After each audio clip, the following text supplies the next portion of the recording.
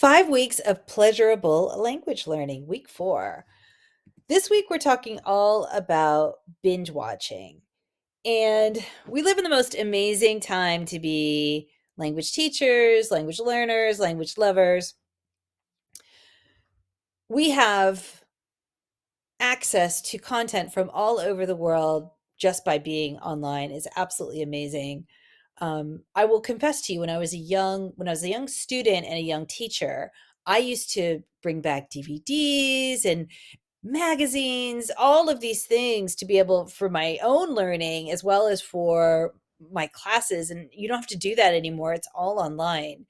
So we're going to talk specifically how to incorporate binge watching in as a way to learn languages, some specific tools and techniques. So back to the research that we talked about in week 1, we talked all about pleasurable language learning and that it's important to enjoy what what you're consuming, and it's important to consider how comprehensible it is, right? It's got to be comprehensible or you're not going to get anything out of it.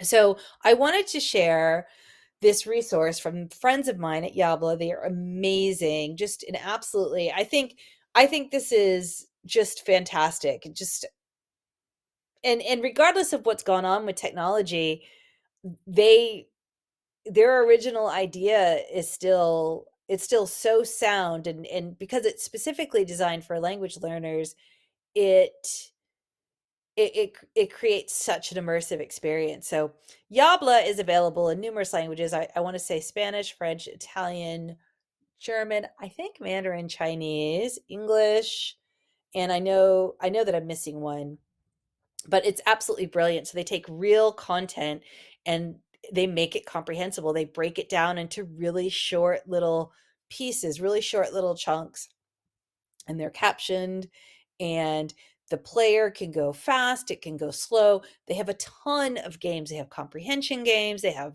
I want to say they have flashcards, they have fill in the blank, they have some of them have something called scribe. They have I think competitions. It is so engaging and they're always adding new content. I have found some fantastic shows that I still watch from when I was learning languages, years ago. They've been around for a while. It is absolutely brilliant. Absolutely love them. The next thing I want to talk about is language learning with Netflix, and it is a Chrome browser extension. And it does something, basically turns your Netflix into a language learning lab. And, of course, Netflix has great content from all over the world. It's absolutely brilliant. And it will caption things, and it will do some, gives you some vocabulary, and then they have the website, which they have a little filter that you can put in and put what country you're in and what language you want to learn. It's absolutely brilliant. It's really, really, really clever. I love it. YouTube, a fantastic resource.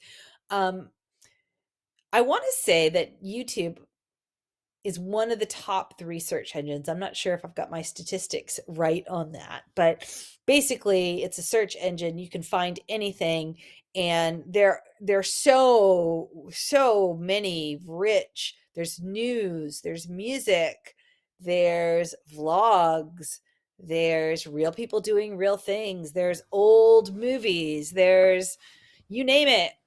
It's there. It's absolutely brilliant. Absolutely one of the best things that, the content's always growing. It's just a growing body of content. And I don't really like their features so much of, the auto-generated captions. I don't think that they work very well, but they're definitely worth doing. So you can see things that are authentic, but then also things for learners. So I really like one channel for learners that, and this is one out of many languages. So um, Video ELE. So if you're learning Spanish, which I know a lot of people want to learn Spanish, they're all made comprehensible, and the creators have put subtitles so you don't have to worry about, incorrect auto generated subtitles there. But that's just one example of many, many, many, many, many YouTube channels made specifically for language learners. Amazon Prime is great. I think there's a great body of content. I've seen some very interesting movies, and I think it's definitely worth checking out. Check your non-English movies there. You might find some stuff that's different than what you see on Netflix. YouTube is also a great resource for exercise videos. And this isn't a traditional exercise video, of course. This is sevillanas, right? You can learn how to dance a type of flamenco. And they have great tutorials. And I've seen salsa, I've seen merengue. I've seen yoga in French. I've seen weightlifting in Italian. I've seen things like, different versions in different languages of things, Zumba-like exercise activities. Absolutely fantastic.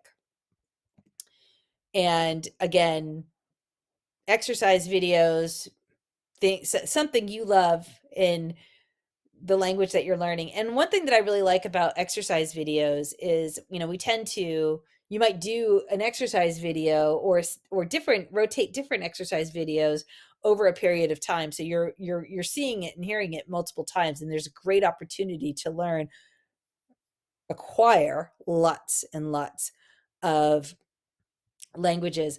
And even though, going out for a walk, well, actually, YouTube does provide some really great opportunities for using it to incorporate exercise. So one really specifically I think would be of great interest to language learners is their city walks. So one of the things that I started to really appreciate during the pandemic are city walks. One of my very favorite things to do to travel is to really walk around a city.